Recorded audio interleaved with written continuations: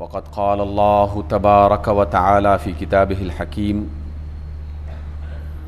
يا أيها الذين آمنوا اتقوا الله ولتنظر نفس ما قدمت لغد واتقوا الله إن الله خبير بما تعملون ولا تكونوا كالذين نسوا الله فأنساهم أنفسهم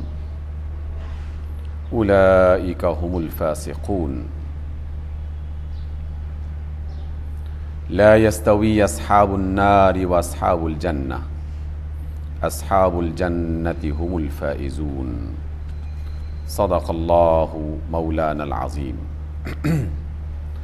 سامعین گرامی، سورۃ الحشر جو قرآن مجید کا 59ویں سورت ہے، اس کی آیت نمبر 20 میں نے آپ کے سامنے تلاوت کی ہے۔ قرآن حکیم کی یہ بڑی معروف آیت ہے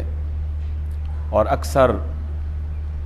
اس کی تلاوت کی جاتی ہے، اس کو پڑھ کے سنایا جاتا ہے۔ رسول اللہ صلی اللہ علیہ وسلم اکثر اس آیت کی روشنی میں لوگوں کو توجہ دلایا کرتے تھے۔ آئیے غور کرتے ہیں کہ اللہ رب العزت نے اپنے اس پاک کلام میں اور خاص طور پر سورۃ الحشر کی ان آیات میں ہمیں کیا تعلیم دی ہے۔ آغاز اس آیت کا ہوتا ہے یا ایھا الذین آمنوا اتقوا اللہ، اے ایمان والو اللہ کا تقوی اختیار کرو، یعنی اللہ کے عذاب سے بچنے کی کوشش کرو، اللہ کی پکڑ سے بچنے کی کوشش کرو۔ یا ایھا الذین آمنوا اتقوا اللہ، اے ایمان والو اللہ کا تقوی اختیار کرو، یعنی اللہ کا کچھ خیال کرو،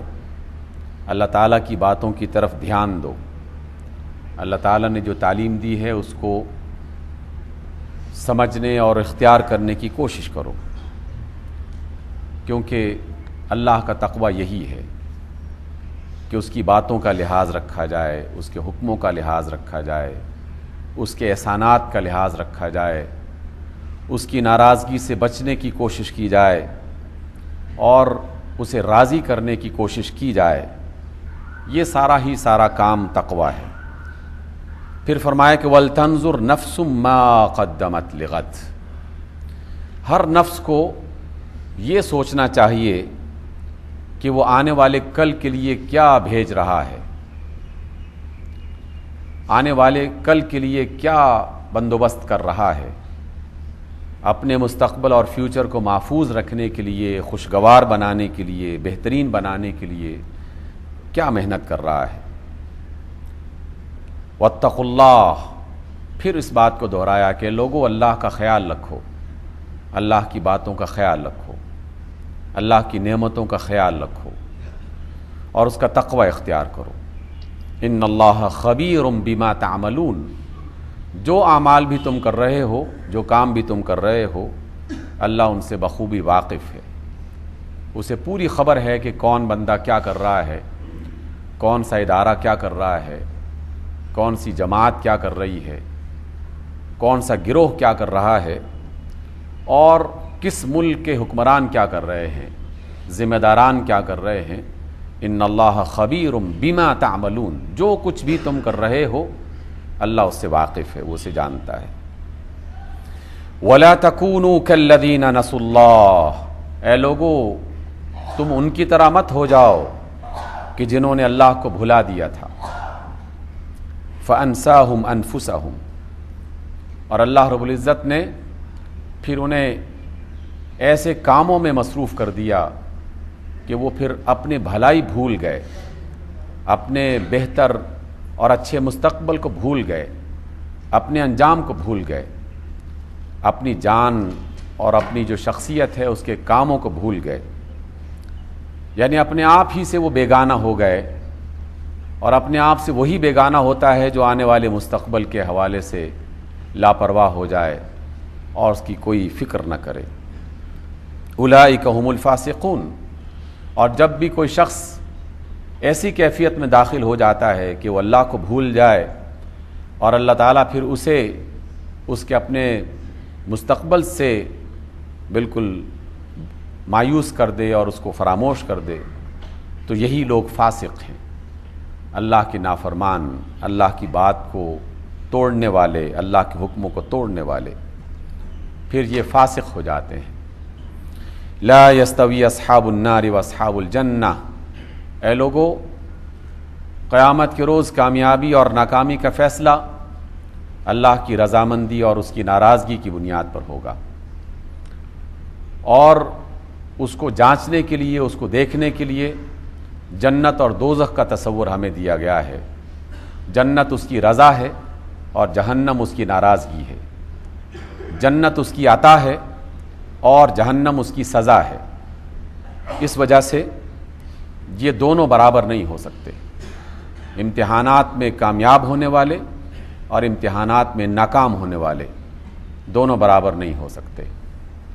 اچھا کام کرنے والے اور برا کام کرنے والے دونوں برابر نہیں ہو سکتے۔ اس لیے فرمایا کہ لا یستوی اصحاب النار و اصحاب الجنہ، اصحاب الجنت هم الفائزون، جو جنت والے ہیں حقیقی کامیابی کے حقدار وہی ہیں اور وہی کامیاب ہونے والے ہیں۔ اس لیے ایمان والو اللہ کا تقوی اختیار کرو اور اپنے مستقبل کو بہتر بنانے کی فکر کرو۔ سامعین محترم، آئیے کچھ لمحوں کے لیے اللہ کے اس پیغام پر رکیں اور اس کا جائزہ لیں کہ یہ ہم سے کیا مطالبہ کر رہا ہے، اور پھر اپنی ذات، اپنے کام، اپنے کردار، اپنے معاملات کا جائزہ لیں کہ ہم اس کے بارے میں کیا سوچ رہے ہیں۔ بہت سارے لوگ یہ سمجھتے ہیں کہ جہاں اللہ رب العزت نے یہ بات کہی ہے کہ لوگوں آنے والے کل کے لیے تم فکر کرو، یعنی قیامت کے بعد آنے والی جو زندگی ہے، یا اس دنیا میں موت کے بعد جو دوسری زندگی انسان کو میسر آ جاتی ہے کسی بھی اعتبار سے، اور پھر آخری اور حتمی زندگی کا فیصلہ جب قیامت کے بعد ہوگا اور وہ زندگی اسے میسر آ جائے گی، تو یہ اس کی فکر کرنے کی بات کہی جا رہی ہے۔ اس لیے قیامت میں کامیاب ہونے کے لیے ہمیں نماز ادا کرنی چاہیے، روزے رکھنے چاہیے، ذکر اذکار کی مجالس جمانی چاہیے، قرآن مجید کی تلاوت کرنی چاہیے، حج اور عمرے کا اہتمام کرنا چاہیے تاکہ ہم آخرت میں کامیاب ہو جائیں۔ سامعین محترم،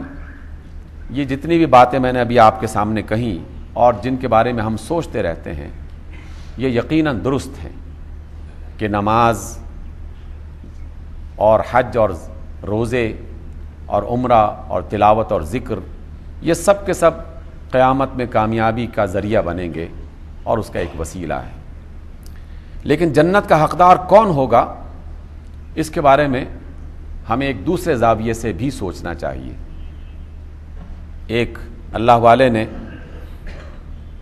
بڑی خوبصورت بات کہی اور کہا کہ جو شخص یہ چاہتا ہے کہ اسے قیامت کے روز جنت کی زندگی مل جائے اور وہ اللہ تعالیٰ کے مقربین میں شامل ہو جائے، جنت میں اللہ نے جو نعمتیں بنا رکھی ہیں ان نعمتوں سے وہ فائدہ اٹھا سکے، وہ اس کا حقدار بن سکے، تو اسے اس بات کی کوشش کرنی چاہیے کہ وہ اپنی دنیا کو جنت بنائے۔ جو شخص اپنی اس دنیا کو جنت نہیں بناتا وہ آنے والی جنت کا حقدار نہیں ٹھہر سکتا۔ اس دنیا کو جنت بنانے کا کیا مطلب ہے؟ اس میں پھر ہم ایک اور غلط فہمی میں مبتلا ہو جاتے ہیں۔ بہت سارے لوگ یہ سمجھتے ہیں کہ دنیا کو جن لوگوں نے جنت بنایا ہے تو اس کا مطلب یہ ہے کہ ان کے پاس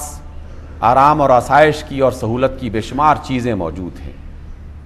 بہت وسیع و عریض زمینوں کے مالک ہیں، کارخانوں اور ملوں کے مالک ہیں، زندگی کی ساری سہولتیں ان کے پاس موجود ہیں، نوکر چاکر جو ہیں ان کے پاس ایک فوج ظفر موج ان کی خدمت میں لگی ہوئی ہے، منصب ان کے پاس موجود ہے، گاڑیاں آگے پیچھے دوڑ رہی ہیں۔ یہ دنیا کو جنت بنانے کا ایک تصور ہمارے ہاں پایا جاتا ہے کہ اس نے تو دنیا کو جنت بنا لیا ہے۔ لیکن وہ اللہ کا بندہ، اللہ کا ولی، جس نے یہ بات کہی کہ جو آخرت میں جنت کا حقدار ٹھہرنا چاہتا ہے تو اسے اپنی دنیا کو جنت بنانا چاہیے، تو اس کا مطلب بالکل مختلف ہے۔ دنیا میں جنت کس طرح بنائی جا سکتی ہے؟ یقیناً دنیا میں جنت باغات، بڑی زمینوں، بڑی گاڑیوں، زیادہ سہولتوں کی بنیاد پر نہیں، بلکہ ایک اور انداز میں ہمیں سوچنا ہے، اور وہ یہ ہے کہ رسول اللہ صلی اللہ علیہ وسلم نے ارشاد فرمایا کہ جنت میں رہنے والے سارے کے سارے لوگ، جتنے بھی جنت میں جائیں گے، جن کو اللہ رب العزت خوش ہو کر اپنے انعام سے نواز دے گا، تو جنت کے رہنے والے لوگ کسی بھی قسم کے حسد، غصے، کینے اور بغض سے پاک ہوں گے۔ جنتی آپس میں ایک دوسرے کے ساتھ نہ کسی کو کوئی حسد ہوگا، نہ کسی جنتی کے دل میں کوئی بغض اور عداوت ہوگی، نہ کسی کے جنت کے دل میں کینہ اور کسی کے ساتھ مذاق اڑانے کا، تمسخر اڑانے کا کوئی ایسی کیفیت پائی جائے گی، نہ کوئی شخص وہاں کسی کو دھوکہ دے گا، نہ کسی سے لڑائی جھگڑا کرے گا، نہ وہاں پر فساد کوئی شخص پھیلا سکتا ہے، بلکہ وہاں ایک ہی عمل ہوگا کہ ہر شخص دوسرے کے لیے سلامتی بن جائے گا۔ جنت میں رہنے والا ہر شخص دوسرے کے لیے سلامتی بن جائے گا، اور ان کی بات بھی یہی ہوگی، سلام علیکم طبتم، اے لوگوں خوش رہو اور اللہ تعالیٰ کی عطا کردہ سلامتی میں رہو۔ یہ اہل جنت کا ایک خاکہ ہے جو رسول اللہ صلی اللہ علیہ وسلم ہمیں بتا رہے ہیں کہ جنت میں رہنے والے لوگ کینے سے، بغض سے، فساد سے، دھوکہ بازی سے، فریب سے، جھوٹ سے، دشمنی سے، قطع رحمی سے اور اللہ کی مخالفت سے، رسول اللہ صلی اللہ علیہ وسلم کی مخالفت سے بالکل محفوظ ہوں گے۔ پاک باز، پاک دل، پاک زبانوں والے، پاک اور اچھے کرداروں والے، ہمدرد، غمگسار، ایک دوسرے کے ساتھی بننے والے، مددگار، ایک دوسرے کی نعمتوں کو دیکھ کر رشک کرنے والے، ان کی تعریف کرنے والے، ان کی عزت اور تکریم کرنے والے، یہ اہل جنت کی خصوصیات ہیں جو رسول اللہ صلی اللہ علیہ وسلم بتا رہے ہیں۔ اور پھر مرشد کی بات کو سمجھیے، اللہ والے کی اس بات کو سمجھیے، کتنا آسان دین بن جاتا ہے اور کتنی واضح طریقے سے بات ہمیں سمجھا دی گئی ہے کہ جو اس جنت میں جانا چاہتا ہے وہ اپنی اس دنیا کو جنت بنانے کی کوشش کرے، اور اس دنیا میں جنت بنانے کی کوشش اگر کوئی شخص کرنا چاہتا ہے تو سب سے پہلے اپنے دل کی دنیا کا جائزہ لے، کیا اس کے دل میں اپنے بھائیوں کے لیے کینہ، بغض، حسد، فریب، جھوٹ، دغا بازی،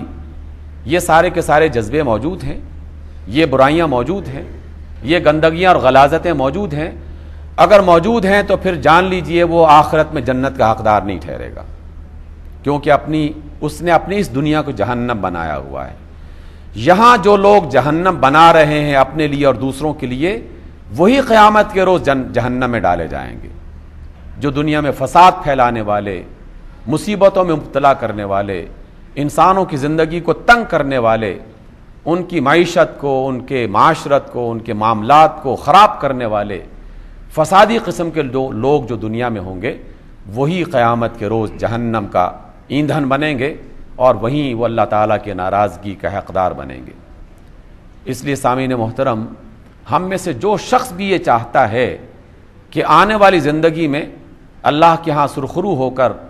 اس کی رضامندی حاصل کرنے کے بعد اس کی جنت کا حقدار ٹھہرے، تو ہمیں یہی اس دنیا میں جب تک ہماری سانسیں قائم ہیں، اس دنیا میں اپنی ذات کو اہل جنت والی ذات بنانے کی کوشش کریں، اپنے اندر اس دنیا میں جنت والی صفات پیدا کرنے کی کوشش کریں، تو وہ آخرت کی جنت کوئی مسئلہ نہیں رہے گا، کیونکہ وہ پھر بالکل بڑی آسانی سے انسان کو میسر آ جائے گی۔ اسی وجہ سے کہا کہ اے ایمان والو اللہ کا تقوی اختیار کرو، کیونکہ جس شخص نے اللہ کا تقوی اختیار کیا، یقیناً اس کی ترجیحات بدل جائیں گی، اس کی پریورٹیز بدل جائیں گی،